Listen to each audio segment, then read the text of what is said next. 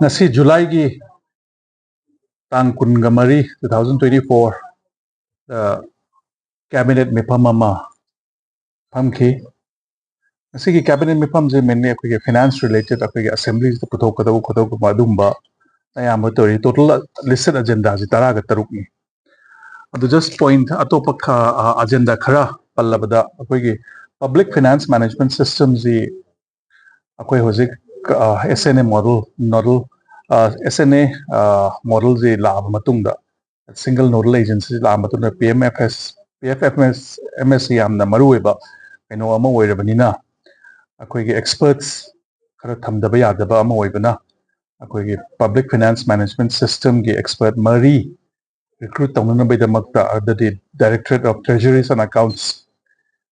ki makhada thamna baidamakta ngasi cabinet ki mifam sina ayaba pigre duga akoi yamna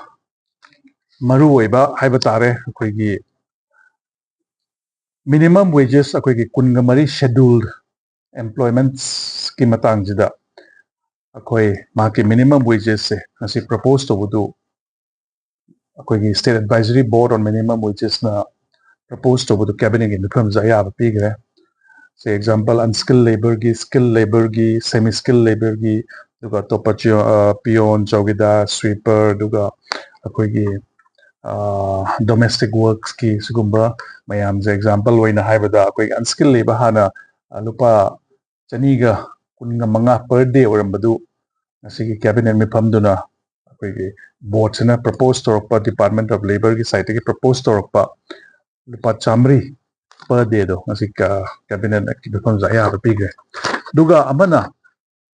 maru oiba akoi mayamna khangminare akoi gi May ki tang ahum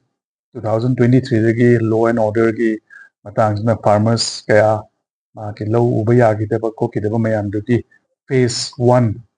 oina hana package 18.91 crore du DBT ki khutang da masa gi farmers moina thadokhrabani ngasi ki cabinet mifam the second phase oina farmer listing ani ga humda ga ni thoida pulapna lupa crore taraga humdoi lakh kuntra lising mariga chamriga tara marigi senpham du asigi cabinet ki mifam juna farmers sing du da thadok nabba ki damakta ayaba pigre duga atai akoi gi kaino sida akoina rural engineering department sida akoi gi 7 post of akoi gi accountant se mark senior accountant